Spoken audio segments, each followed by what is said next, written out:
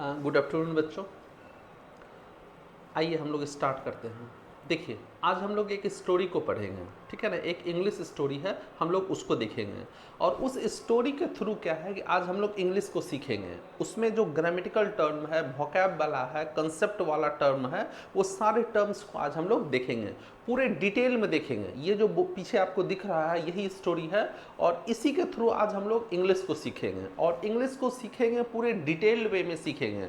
Story है छोटा सा, एकदम शॉर्ट स्टोरी है और उसमें देखिए बहुत सारे आपको वोकैब के वर्ड्स मिलेंगे, वोकैब के टर्म्स आपको मिलेंगे, ग्रामेटिकल टर्म्स मिलेंगे, बहुत सारे कंसेप्ट्स आपको मिलेंगे। तो आज हम लोग इसी को डिटेल में स्टडी करेंगे, ठीक है। तो चलिए हम लोग स्टडी करते हैं, ठीक है। तो देखिए स्टोरी का नाम है the lion and the cows, शेर और गाय, ठीक है ना। ये आपका स्टोरी है, ठीक है। तो चलिए हम लोग स्टार्ट करते हैं। देखिए ये यहाँ लिखा हुआ है, ठीक है। अब आप देखिएगा ये जो स्टोरी यहाँ पर लिखा हुआ है इसको हम लोग डिटेल वे में पढ़ेंगे। यही स्टोरी है, बस इतना ही स्टोरी है आपका। ये स्टोरी हमने पहले ही कहा था कि यह जो आपका है ये शॉर्ट स्टोरी है और इस शॉर्ट स्टोरी में हम लोग देखेंगे कि कहाँ कहाँ पर वोकैब के ढेर सारे वोकैब के टर्म्स मिले हुए हैं। एक्चुअली में होता क्या है कि स्टूडेंट्स हमसे बार बार कहते हैं कि सर वोकैब याद करते हैं भूल जाते हैं, वोकैब याद करते हैं भूल जाते हैं, कितना भी रटते हैं याद नहीं रहता है। तो देखिए ये सही बात है कि आप वोकैब को रट के नहीं सीख सकते हैं। आप रटिएगा फिर भूल जाइएगा, जब तक कि उसका यूटिलाइजेशन नहीं होगा तब तक आप वोकैब सीख नहीं पाइएगा। आप कितना रटिएगा, ठीक है ना, कितना रटिएगा वोकैब को। तो वोकैब का जब आप यूजेस पढ़िएगा तब वो आपके दिमाग में क्या होगा, बैठ जाएगा और तब आप उसको नहीं भूलिएगा। तो वोकैब को याद करने का सबसे अच्छा तरीका है कि आप कोई स्टोरी को पढ़िए, ठीक है ना, कोई छोटी छोटी कहानियां का पढ़िए, न्यूज़पेपर को पढ़िए, ठीक है ना। इससे क्या होगा कि वोकैब जो है जो आप पढ़ेंगे उसको भूल नहीं पाएंगे। तो ये जो सेशन डेडिकेट, ये जो हमारा ये सेशन है ये बेसिकली डेडिकेटेड है वोकैब पर, ठीक है ना। तो हमारा वोकैब कैसे स्ट्रांग हो उसके लिए ये आपका सेशन है। इसमें हम देखेंगे कि वोकैब कहाँ से पूछा, कैसे कैसे पूछा जाता है, साइनो क्या होता है, एंटो क्या होता है, उससे रिलेटेड इडियम्स क्या होते हैं और ग्रामर उससे ग्रामर भी उससे रिलेटेड बहुत सारे ग्रामर्स होते हैं, उसको हम लोग पढ़ेंगे, ठीक है। तो ये आपका स्टोरी है, ये आपका स्टोरी है और इसको जो हम लोग पार्ट पार्ट में, छोटा छोटा पार्ट में करके स्टडी करेंगे, एकदम छोटा छोटा। पहले इसको थोड़ा थोड़ा एक एक सेंटेंस जो है उसको हम लोग स्टडी करेंगे। तो इसको आप एक बार पढ़ लीजिएगा, इसको, ये जो स्टोरी है इसको एक बार आप पढ़ लीजिएगा और इसको खुद से समझने की कोशिश कीजिएगा। 5 सेकेंड का समय देते हैं, एक बार आप इसको पढ़ लीजिए।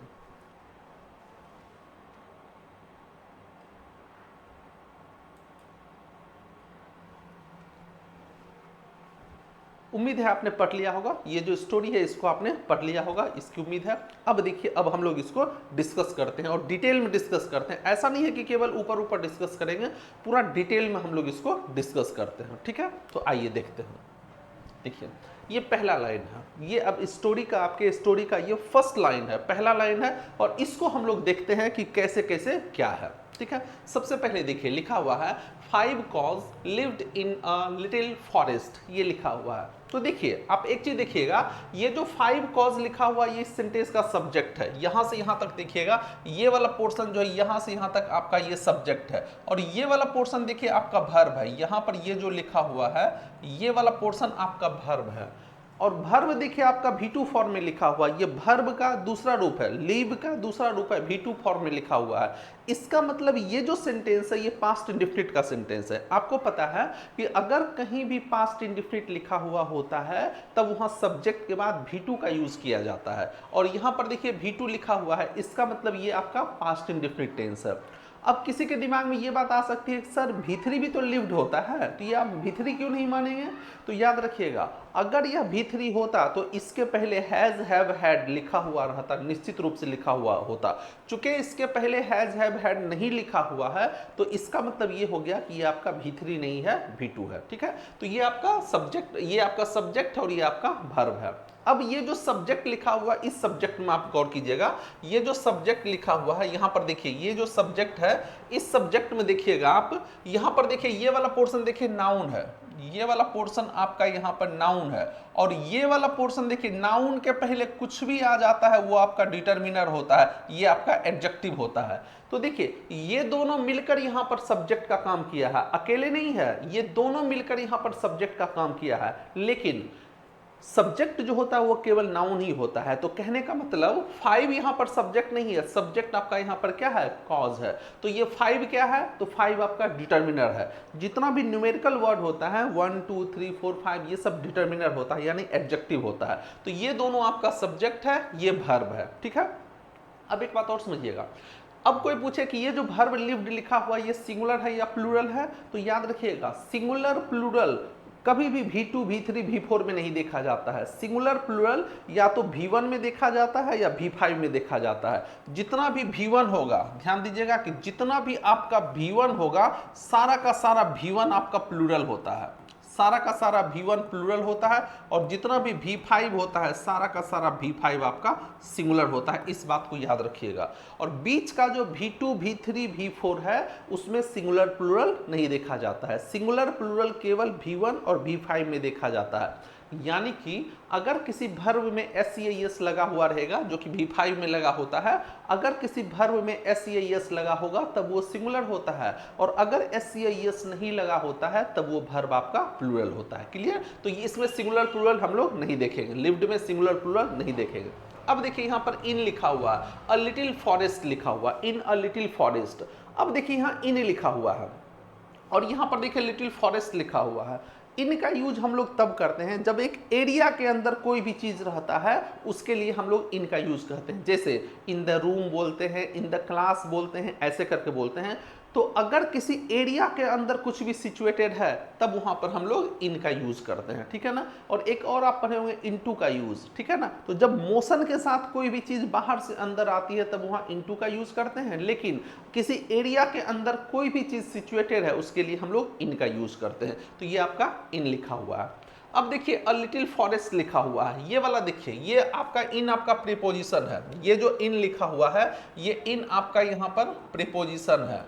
और शुरू से आपको बतला रहे हैं कोई भी प्रीपोजिशन कभी भी बिना ऑब्जेक्ट का नहीं लिखा जाता है। अगर प्रीपोजिशन है तो एक ऑब्जेक्ट आएगा ही आएगा। तो ये वाला पूरा का पूरा पोर्शन देखिए यहाँ से यहाँ तक ये जो लिखा हुआ है ये इस प्रीपोजिशन का ऑब्जेक्ट है, इस प्रीपोजिशन का ऑब्जेक्ट है। क्लियर है। अब एक बात और समझिएगा, ये फॉरेस्ट नाउन है और नाउन के पहले कुछ भी आ गया तो वो आपका एडजेक्टिव होता है। तो ये लिटिल यहाँ पर क्या लिखा हुआ है, लिटिल आपका यहाँ पर एडजेक्टिव है, और ये आपका डिटर्मिनर है, ये आपका डिटर्मिनर है। तो ये पूरा का पूरा पोर्शन जो है ये नाउन जो है, नाउन फ्रेज जो है ये आपके इस प्रीपोजिशन का क्या है, ऑब्जेक्ट है। अब एक बात और समझिएगा, ये जो लिटिल लिखा हुआ, लिटिल का यूज हम लोग दो तरीके से करते हैं, समझिएगा। अगर कहीं भी लिटिल लिखा होता है तो लिटिल का यूज हम लोग दो तरीके से करते हैं। एक लिटिल जो होता है, एक लिटिल जो होता है आपका साइज बतलाता है, एक लिटिल जो होता है वो साइज बतलाता है, और एक लिटिल जो होता है वो आपका अमाउंट को बतलाता है। लिटिल का यूज दो तरह से करते हैं, एक तो साइज बतलाने के लिए करते हैं और एक हम लोग अमाउंट बतलाने के लिए करते हैं। साइज बतलाने के लिए करते हैं, जैसे हम लोग बोलते हैं ना अ लिटिल गर्ल, एक छोटी बच्ची, ठीक है ना। A little pain, a little car, nano जो था एक क्या था, छोटा कार था, लिटिल कार। तो लिटिल का यूज हम लोग साइज बतलाने के लिए भी करते हैं और लिटिल का यूज हम लोग अमाउंट बतलाने के लिए भी करते हैं। जैसे अ लिटिल वाटर, ठीक है ना, अ लिटिल मनी, ठीक है। अब एक बात और समझिएगा, जब हम लोग लिटिल का यूज साइज बतलाने के लिए करते हैं तो इसका यूज जो होता है काउंटेबल नाउन के लिए होता है। इसका यूज आपका काउंटेबल नाउन के लिए होगा। जैसे हम लोग लिखेंगे अ लिटिल गर्ल, हम लोग लिखेंगे अ लिटिल गर्ल, ऐसे करके लिखेंगे। और जब इसका यूज अमाउंट बतलाने के लिए होता है तो ये अनकाउंटेबल नाउन के लिए यूज होता है। जैसे हम लोग लिखेंगे a little water, a little water,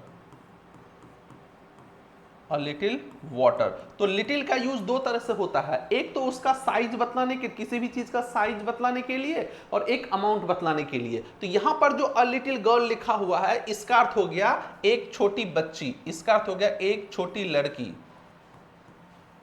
a little girl का अर्थ हो गया एक छोटी लड़की, ठीक है ना, एक छोटी लड़की। और अ लिटिल वाटर का अर्थ हो गया थोड़ा सा पानी, इसका अर्थ हो गया थोड़ा सा पानी,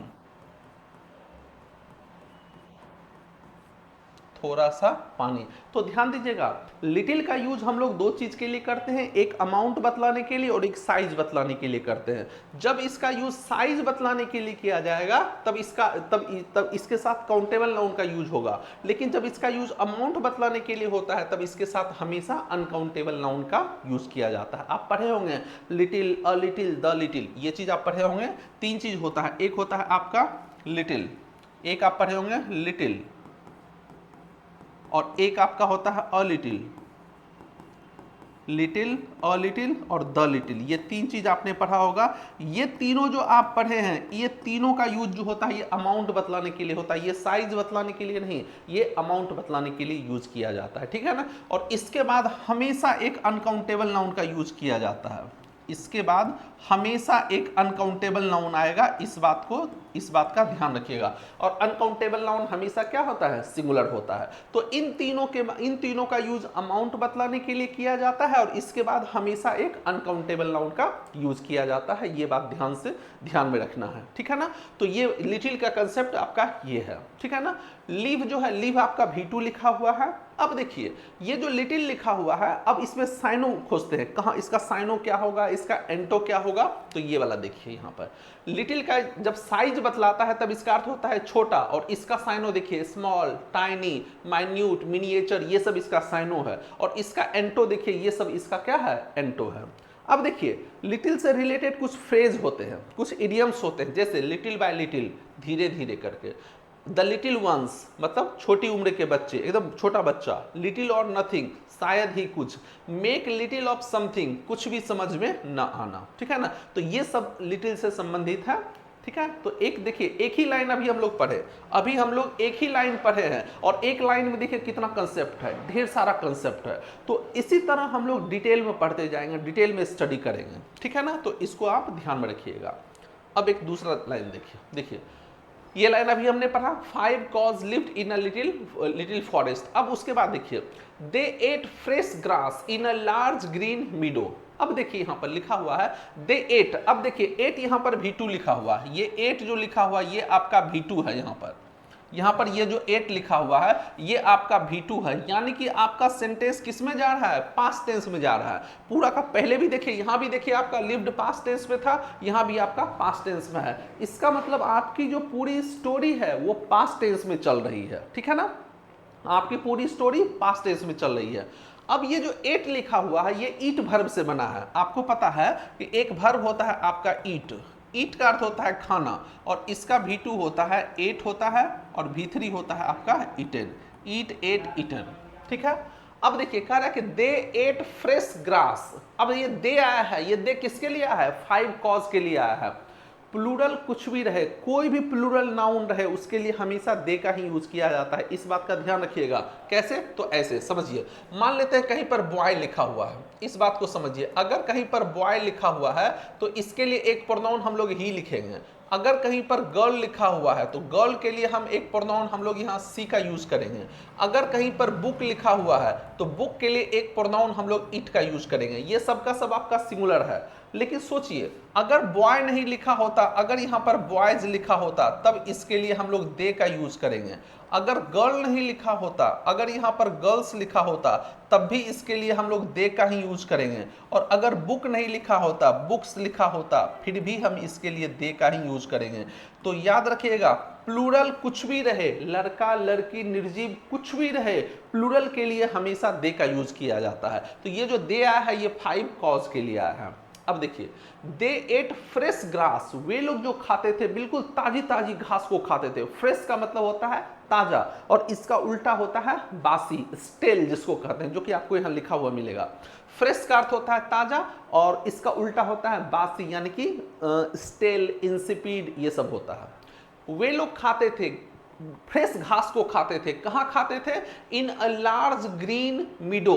मीडो कहते हैं घास का मैदान, जो मीडो होता है उसको हम लोग, घास के मैदान को हम लोग मीडो कहते हैं। एक बड़ा सा हरा भरा घास का मैदान जो था, उसी में वो फ्रेश घास को खाते थे। तो अभी देखिए इन लिखा हुआ, अभी आपको बतलाया कि इन का यूज करते हैं जब एक एरिया के अंदर कुछ भी रहता है, उसको हम लोग वहां पर हम लोग इन का यूज करते हैं, ठीक है।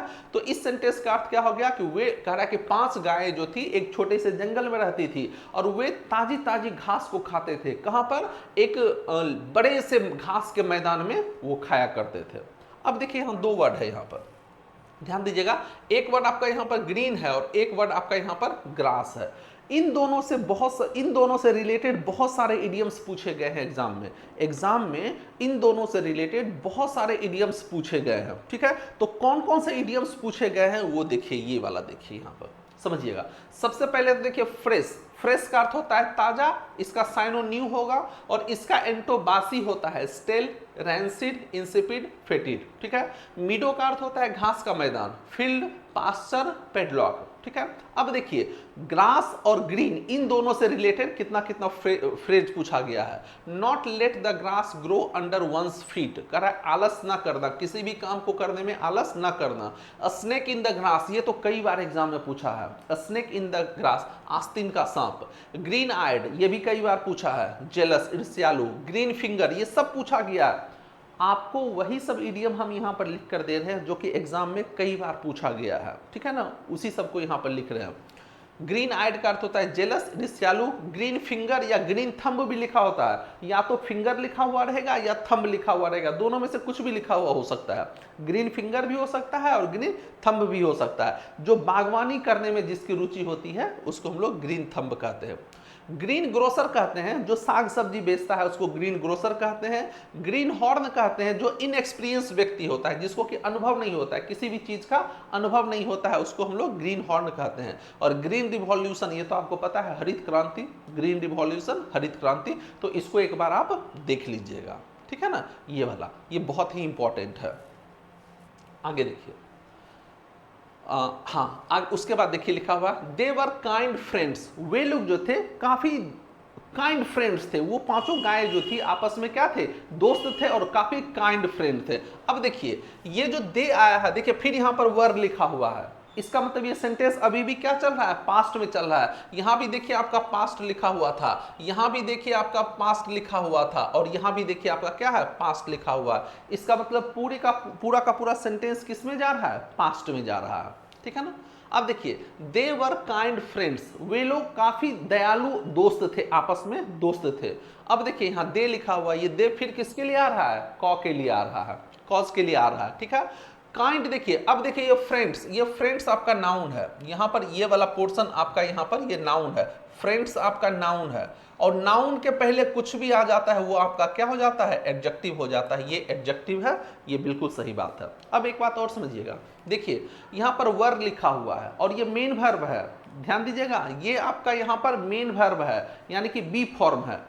बी फॉर्म का मतलब होता है इज, एम, आर, वॉज, वर, ये सब जो होता है इसको बी फॉर्म कहते हैं। और जब वो मेन वर्ब का काम करता है तब उसके बाद एक कॉम्प्लीमेंट का यूज किया जाता है। ध्यान दीजिएगा, अगर कहीं भी बी वर्ब लिखा हुआ रहेगा, अगर कहीं भी बी वर्ब लिखा हुआ होता है और जब ये मेन वर्ब होता है, बी वर्ब का यूज ये हेल्पिंग वर्ब के रूप में भी होता है और मेन वर्ब के रूप में भी होता है, लेकिन जब ये मेन वर्ब का काम करता है तब इसके बाद एक कॉम्प्लीमेंट का यूज किया जाता है। इसके बाद आपका एक कॉम्प्लीमेंट आता है, और कॉम्प्लीमेंट आपका तीन ही चीज हो सकता है, या तो नाउन होगा, या प्रोनाउन होगा, या नहीं तो एडजेक्टिव होगा। तो देखिए यहाँ पर कॉम्प्लीमेंट के रूप में काइंड फ्रेंड्स, ये दोनों मिलकर आपका यहाँ पर क्या है? कॉम्प्लीमेंट है। ये वाला पोर्शन जो है यहाँ से यहाँ तक, ये वाला पोर्शन आपका कॉम्प्लीमेंट है। ये दोनों मिलकर आपका यहाँ पर क्या है? कॉम्प्लीमेंट है। देवर काइंड फ्रेंड्स, वे लोग आपस में काफी दयालु दोस्त थे। ठीक है, अब आगे देखिए। अब देखिए इसी से रिलेटेड, काइंड का अर्थ होता है दयालु, इसका साइनो होता है जेंटल, जनरल, सिंपैथेटिक, ये सब होता है।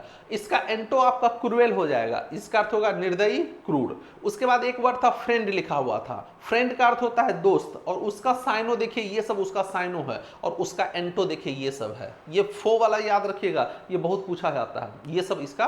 तो फ्रेंड का अर्थ होता है दोस्त, ये सब साइनो है और ये उसका एंटो है। काइंड मतलब दयालु, ये सब साइनो है और ये सब उसका क्या है? एंटो है। तो इसको एक बार ध्यान में रखना है।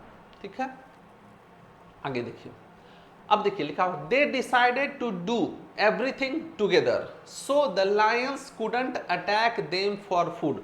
उन लोगों ने निर्णय लिया था, फिर देखिए ये दे आ रहा है किसके लिए, गाय के लिए आ रहा। उन लोगों ने डिसाइड किया था, डिसाइड मतलब निर्णय लेना, उन लोगों ने वो लोग डिसाइड करते थे, हर चीज को एक साथ डिसाइड करते थे। They decided to do everything together, वे हर चीज को एक ही साथ करने का निर्णय लेते थे, कुछ भी करते थे तो सब चीज को एक ही साथ करते थे। और वो ऐसा निर्णय उन्होंने लिया कि वो सब चीज को क्या करना है, एक ही साथ करना है। सो अब देखिए यहां पर सो लिखा हुआ है। अब यहां पर देखिए, इधर देखिए एक सेंटेंस और यहां से देखिए इधर एक सेंटेंस है, दो सेंटेंस है। और दो सेंटेंस को जोड़ने के लिए देखिए यहां पर ये जो सो लिखा हुआ है, ये सो आपका यहां पर एक्चुअली में क्या है, ये कंजंक्शन है, ठीक है। और सो आपका कोऑर्डिनेट कंजंक्शन होता है। याद कीजिए, कई बार आपको बताया है फैन बॉयज के बारे में। फैन बॉयज कोऑर्डिनेट कंजंक्शन होता है और कोऑर्डिनेट कंजंक्शन के पहले कॉमा का यूज किया जाता है। तो देखिए कोऑर्डिनेट कंजंक्शन है, यहाँ पर कॉमा है, तो इधर एक सेंटेंस और इधर भी एक क्या है, सेंटेंस है। अब यहाँ पर आइए, देखिए ये वाला पोर्शन देखिए आपका ये सब्जेक्ट है, ये जो लिखा हुआ है यहाँ पर ये आपका सब्जेक्ट है, ये जो दे लिखा हुआ है ये दे सब्जेक्ट है। और ये वाला देखिए यहाँ पर ये आपका वर्ब है, ये वाला पोर्शन आपका वर्ब है। और इस वर्ब का ऑब्जेक्ट देखिए टू डू लिखा हुआ है, इन्फिनिटिव। डिसाइड आपका ट्रांजिटिव वर्ब होता है, ध्यान दीजिएगा, डिसाइड आपका ट्रांजिटिव वर्ब होती है और ट्रांजिटिव वर्ब को एक ऑब्जेक्ट चाहिए। तो यहां पर देखिए ये इन्फिनिटिव जो लिखा हुआ है टू डू, इन्फिनिटिव नाउन का काम करता है, आपको पता है इन्फिनिटिव नाउन का काम करता है। और नाउन सेंटेंस में या तो सब्जेक्ट होता है या नहीं तो ऑब्जेक्ट होता है। तो देखिए ये आपका वर्ब है और इस वर्ब का ऑब्जेक्ट ये है। अब एक बात और समझिएगा, ये जो टू डू लिखा हुआ है, इस बात पर ध्यान दीजिएगा, ये जो टू डू लिखा हुआ है ये आपका नॉन फाइनाइट वर्ब है, ये आपका नॉन फाइनाइट वर्ब है। और जितना भी नॉन फाइनाइट वर्ब होता है, और ये नॉन फाइनाइट वर्ब जो है ये इन्फिनिटिव है। इन्फिनिटिव जो होता है ये नाउन का काम करता है, ये आपका यहाँ पर क्या है, नाउन है, ठीक है ना। नॉन फाइनाइट वर्ब के बारे में एक वीडियो आपको कल आएगा, एकदम बेसिक कंसेप्ट, उसको जरूर देखिएगा। नॉन फाइनाइट के बारे में कल आपके पास एक वीडियो आएगा, उसमें देखिएगा। नॉन फाइनाइट वर्ब सबसे कंफ्यूजिंग चैप्टर है इंग्लिश ग्रामर का। सबसे कंफ्यूजिंग चैप्टर जो होता है वो नॉन फाइनाइट वर्ब ही होता है, जिसको कि आप इन्फिनिटिव, जेरंड पार्टिसिपल बोलते हैं। ये सबसे कंफ्यूजिंग चैप्टर होता है। और कल एक वीडियो आपका उस पर आएगा, एक पार्ट आएगा, पूरा वीडियो नहीं, वो तो पूरा वीडियो तो बहुत लंबा होता है। एक पार्ट कल आपका, एक basic concept non finite verb को समझने में कैसे समझेंगे, कल एक वीडियो आएगा, उसको देखिएगा, ठीक है। तो देखिए ये नॉन फाइनाइट वर्ब है, और जितना भी नॉन फाइनाइट वर्ब होता है वो सेमी वर्ब होता है, यानी कि आधा वर्ब होता है। और आधा आपका यहाँ पर ये नॉन फाइनाइट वर्ब ये क्या है, नाउन है। तो अगर ये वर्ब होता है तो उस वर्ब का अपना सब्जेक्ट ऑब्जेक्ट होता है। तो इस वर्ब का ऑब्जेक्ट देखिए यहाँ पर ये एवरीथिंग लिखा हुआ है, ये ऑब्जेक्ट जो है, ध्यान दीजिएगा, ये ऑब्जेक्ट, ये एवरीथिंग जो है इसका ऑब्जेक्ट है, ये इसका ऑब्जेक्ट है। और ये खुद टू डू जो है ये डिसाइड वर्ब का ऑब्जेक्ट है, ध्यान, ये डिसाइड वर्ब का ऑब्जेक्ट है। फिर से एक बात समझिएगा, ये जो यहाँ पर प्रोनाउन लिखा हुआ है ये इस टू डू वर्ब का ऑब्जेक्ट है, और टू डू खुद ही इस डिसाइड वर्ब का ऑब्जेक्ट है, ठीक है ना। और इसका दोनों का सब्जेक्ट आपका कौन है, दे लिखा हुआ है। ये बात याद रखिएगा। टुगेदर क्या है, सोचने वाली बात है, टुगेदर क्या है। तो टुगेदर आपका ये हाउ का रिप्लाई है, ये आपका हाउ का रिप्लाई है। और हाउ का रिप्लाई एडवर्ब ऑफ मैनर होता है, यानी कि ये एडवर्ब है। ये वाला टुगेदर जो लिखा हुआ है ये टुगेदर आपका यहाँ पर एडवर्ब है। वो कैसे सब काम करने का निर्णय लिए, हाउ दे डिसाइडेड, तो इसका क्या हो गया, टुगेदर आपका यहाँ पर एडवर्ब हो गया, ठीक है। और ये आपका कंजंक्शन है। अब देखिए कह रहा है कि उन्होंने हर चीज को एक साथ करने का निर्णय लिया था, इसलिए और सो जो होता है कंजंक्शन रिजल्ट बतलाने वाला कंजंक्शन होता है। चूंकि उन्होंने हर काम को एक साथ करने का निर्णय लिया तो इसका रिजल्ट क्या निकला कि लायन जो है उसके ऊपर अटैक नहीं कर पाया। Lions couldn't attack them for food, lion जो है फूड के लिए उनके ऊपर अटैक नहीं कर पाया। क्यों, क्योंकि वो सारा काम क्या करते थे, एक ही साथ करते थे। अब इधर देखिए, ये देखिए लायंस जो लिखा हुआ है ये आपका सब्जेक्ट है, ये लायंस जो लिखा हुआ है ये आपका सब्जेक्ट है। ये जो कुडंट लिखा हुआ है ये आपका हेल्पिंग वर्ब है। ये जो अटैक लिखा हुआ है ये अटैक आपका यहाँ पर क्या है, मेन वर्ब है। और ये आपका यहाँ पर ऑब्जेक्ट है। तो ध्यान दीजिएगा, अटैक आपका ट्रांजिटिव वर्ब होता है और वहां पर इसके बाद ये ऑब्जेक्ट लिखा हुआ है। अब देखिए ये जो फॉर लिखा हुआ ये फॉर आपका प्रीपोजिशन है, और अगर प्रीपोजिशन है तो प्रीपोजिशन कभी भी बिना ऑब्जेक्ट का नहीं आता है, तो फूड इसका क्या हो गया, ऑब्जेक्ट हो गया। तो देखिए सेंटेंस के पार्ट्स ऑफ स्पीच को पहचानना सीखिए। अगर आपने सेंटेंस के पार्ट्स ऑफ स्पीच को पहचानना सीख लिया तो समझिए आधा प्रॉब्लम सॉल्व हो गया आपका, इंग्लिश आधे आप सीख गए, ठीक है ना, खासकर कंपटीशन के लिए। तो पार्ट्स ऑफ स्पीच को पहचानना सीखिए। देखिए सबका पार्ट्स ऑफ स्पीच हम यहाँ पर आपको लिख दिए हैं, इस बात का ध्यान रखिएगा। अब एक कंसेप्ट समझिए, देखिए एक चीज देखिए, यहाँ पर देखिए कुडंट लिखा हुआ है, कुडंट कैन का पास्ट टेंस है, ठीक है ना। अब देखिए अटैक लिखा हुआ है, अटैक से रिलेटेड बहुत सारा क्वेश्चन पूछा गया है एग्जाम में, बहुत सारा क्वेश्चन पूछा गया है, ठीक है ना। देखिए और ये एक्चुअली प्रीपोजिशन का टॉपिक है, ठीक है ना। एक सेंटेंस लिखते हैं, हमने एक सेंटेंस लिखा, देखिए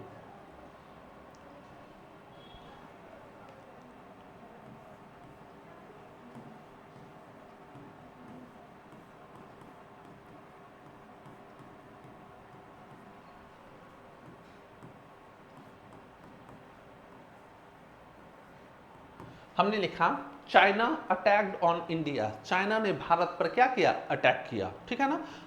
रात में देखिए रात में देखिएगा इंडिया जो है पाकिस्तान का हमला कर दिया है, ठीक है ना, वो उसका हालत खराब किए हुए है, ठीक है। एक सेंटेंस और लिखते हैं, एक सेंटेंस हमने और लिखा,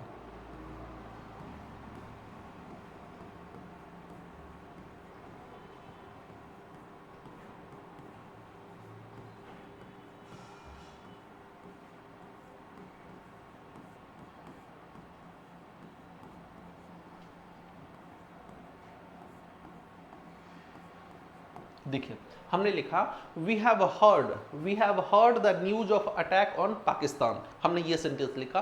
अब दोनों जगह देखिए अटैक लिखा हुआ है, दोनों जगह ध्यान दीजिएगा, इस अटैक से बहुत सारा क्वेश्चन पूछा जाता है एग्जाम में।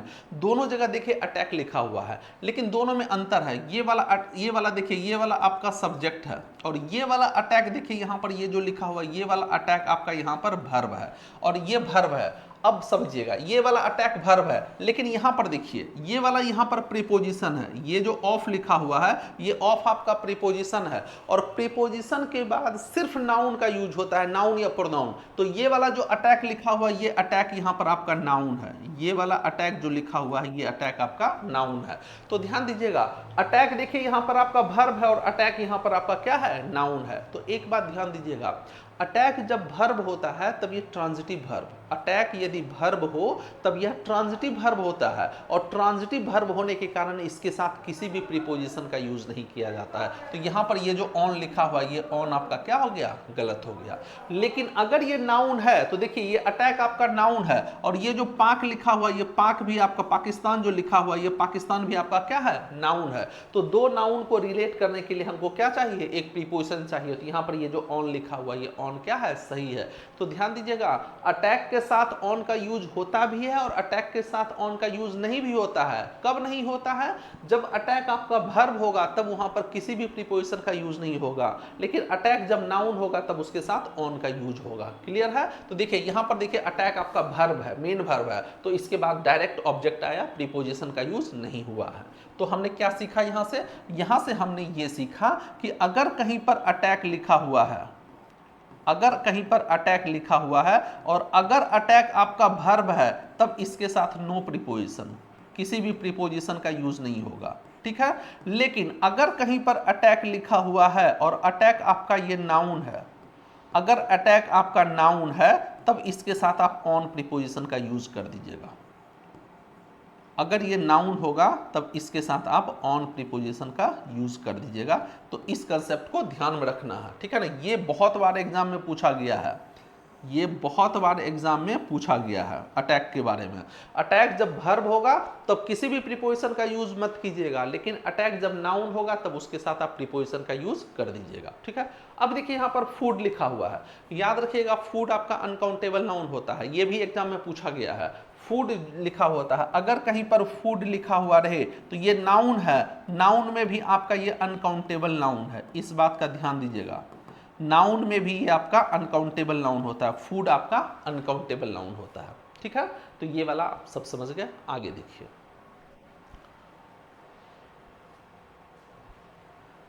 टुगेदर, टुगेदर का अर्थ होता है एक साथ, कलेक्टिवली, ज्वाइंटली, म्यूचुअली, और इसका एंटो होता है सेपरेटेड। अटैक मतलब होता है आक्रमण करना, invasion, assault, incursion, red.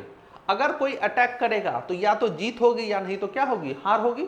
Attack होगा तो या तो जीत होगी या नहीं तो क्या होगी, हार होगी। अगर जीत होगी तब उसका ये सब होता है कंकर, सरमाउंट, ओवरकम, विक्ट्री, ये सब साइन होगा। अगर हार हुआ तब उसका अर्थ ये होता है, ये वाला याद रखिए, राउट, ये वाला कई बार पूछा गया है, ठीक है ना। तो याद रखिएगा अटैक करने के बाद या तो जीत होगी या नहीं तो क्या होता है, हार। जीत होगा तब ये वाला होगा और इसका एंटो आपका क्या हो जाएगा, डिफीट होता है, ठीक है, इसको ध्यान में रखिएगा। अब देखिए correct, one day the 5 cows fought and each one started to eat grass in a different place. लेकिन एक दिन क्या हो गया कि एक दिन वो गाय जो थी वो क्या हो गई, झगड़ गई। अब देखिए फाउट लिखा हुआ, यहाँ V2 लिखा हुआ है, तो याद रखिएगा फाइट से फाउट बना है। फाइट का अर्थ होता है झगड़ना, ये जो फाइट होता है, फाइट का अर्थ होता है झगड़ना, फाइट, फाउट, फाउट होता है।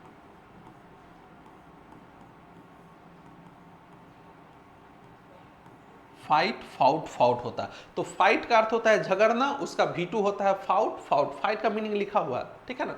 कह रहा कि एक दिन ये जो पांचों गाय थी वो क्या हो गई, झगड़ गई। And each one started, and आपका देखिए यहां भी आपका कोऑर्डिनेट कंजंक्शन है, and each one started to eat grass in a different place. और हर कोई वो पांचों जो है अलग अलग जगह पर घास खाना शुरू कर दी। पहले देखिए, पहले वो एक जगह घास खाती थी और एक जगह घास खाती थी तो शेर उसके ऊपर अटैक नहीं कर पाता था। लेकिन अब वो क्या क्या हुआ, उसमें झगड़ा हो गया। अब झगड़ा हो गया तो सब क्या हो गया, अलग अलग जाकर घास खाना शुरू कर दी। यही चीज कहा जा रहा है, ठीक है ना। अब वो अलग अलग जाकर घास खाना शुरू कर दी। अब देखिए इसमें कुछ वर्ड है, उसको हम लोग देखते हैं। फाइट का मतलब होता है लड़ना, बैटल, कंटेस्ट, स्कफल, ये वाला रैंगल, ये सब याद रखिएगा। और एक आपका स्टार्ट है, स्टार्ट का मतलब होता है आरंभ करना, begin, commence, initiate, launch, embark. और इसी का एंटो होता है एंड, फिनिश, क्लोज, फिनाले। और डिफरेंट मतलब अलग अलग होता है, डिसिमिलर, डाइवर्स, अनलाइक, ये वाला सब। तो देखिए कितना सारा वर्ड है बस इतनी छोटे से स्टोरी में।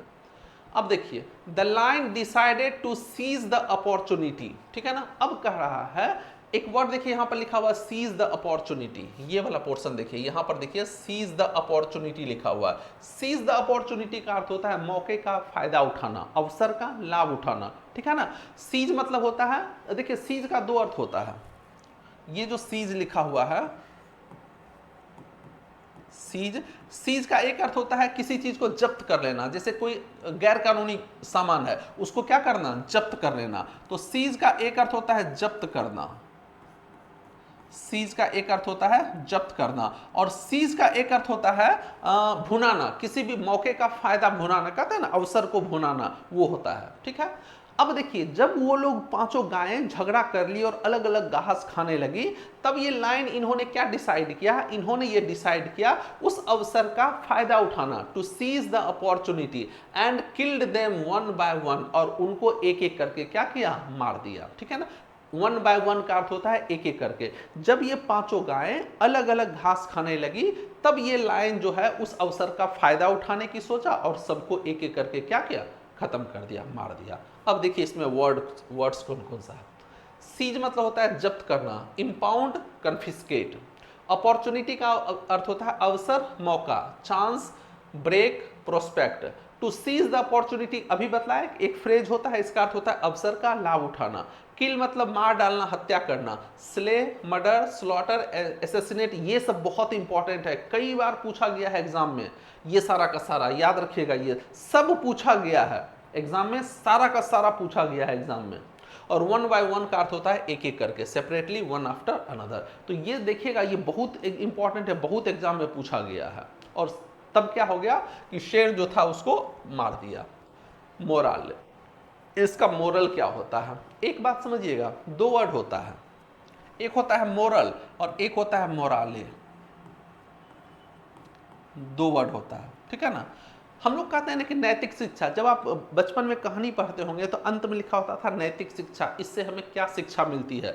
तो मोरल का अर्थ होता है नैतिक और मोराले का अर्थ होता है मनोबल, हौसला। कहते हैं ना अपना मोराले हाई रखना है, अभी जैसे युद्ध का समय है तो अब सारे सैनिकों को अपना मोराले को क्या करना है, हाई रखना है, तो मनोबल इसको कहते हैं। इसका अर्थ होता है मनोबल, जो कि लिखा हुआ आपको मिलेगा। इसका शिक्षा, इससे हमको शिक्षा क्या मिलती है, तो शिक्षा मिलती है यूनिटी इज स्ट्रेंथ, एकता में क्या होता है, बल होता है। तो देखिए जब वो लोग एक साथ थे तब शेर उसको नहीं मार पाया, लेकिन जैसे ही वो लोग अलग हुए तब शेर उसको क्या किया, मार दिया। तो यानी कि अगर वो लोग एक साथ रहते तो जिंदा रहते, और अलग अलग हो गए तो उनको क्या किया गया, मार दिया गया। तो एकता में क्या होता है, बल होता है, ठीक है ना, एकता में बल होता है। गांव देहात में भी देखिएगा, जब दो चार भाई एक साथ रहता है तो आस पड़ोस वाला उस पर कोई हमला नहीं करता है, कोई लड़ना नहीं चाहता है, लेकिन जैसे ही चारों पांचों भाई या दो तीन भाई जो भी है अलग हुआ, सब उस पर क्या करता है, एक एक करके सबको हालत खराब करना शुरू कर देता है। तो इसीलिए भाई सबको एक साथ रहना चाहिए, अलग नहीं होना चाहिए। अब देखिए इसमें कौन कौन सा वर्ड है, तो देखिए सबसे पहले मोरल, मोरल का अर्थ होता है नैतिक, जिसको कहते हैं एथिक। मोराले का अर्थ होता है मनोबल, जिसको कॉन्फिडेंस कहते हैं, सेल्फ एस्टीम। यूनिटी का मतलब होता है एकता, ठीक है। हार्मोनी, अकॉर्ड, कॉन्कॉर्ड, और स्ट्रेंथ का मतलब होता है ताकत, बल, पावर, फोर्स, एनर्जी, ये सब होता है, ठीक है। तो ये आपका आज का क्या था, स्टोरी था। और इस स्टोरी में देखिए ढेर सारे वर्ड्स यूज हुए, एकदम छोटी सी स्टोरी थी, लेकिन इसमें देखिए कितने सारे वर्ड्स का यूज हुआ है, और सारा का सारा वर्ड्स ऐसा वर्ड्स है जो कि एग्जाम में पूछे गए हैं। तो इसी तरह हम स्टोरी को पढ़ेंगे और उसका डिटेल एनालिसिस करेंगे, ठीक है। तो इसी तरह से आपको आगे मिलता रहेगा। और भूलिएगा नहीं, रात में 9:30 बजे हम लोगों का एक एसएससी का सीरीज चलता है, वो लाइव होता है। एसएससी के कुछ इंपॉर्टेंट क्वेश्चन को डिस्कस करते हैं। और कल आपका नॉन फाइनाइट वर्ब का एक वीडियो आएगा, बेसिक कंसेप्ट, ठीक है ना। पूरा नॉन फाइनाइट वर्ब नहीं, पूरा नॉन फाइनाइट वर्ब पढ़ाने में कम से कम तो 20 दिन लगता है, यानी 20 घंटे का समय लगता है, ठीक है ना। तो कल आपका एक वीडियो आएगा, उसमें पूरा उसको कैसे आप पहचानेंगे कि आपका नॉन फाइनाइट वर्ब है, नॉन फाइनाइट वर्ब क्या होता है, कितने टाइप का होता है, वो सारा का सारा आपको डिटेल एक्सप्लेनेशन आपको उसमें मिलेगा, ठीक है। तो कल का वीडियो देखना मत भूलिएगा, और रात में 9:30 बजे लाइव आना मत भूलिएगा, ठीक है। तो आज भर हम लोग इतना ही रखते हैं। Thank you, okay, bye.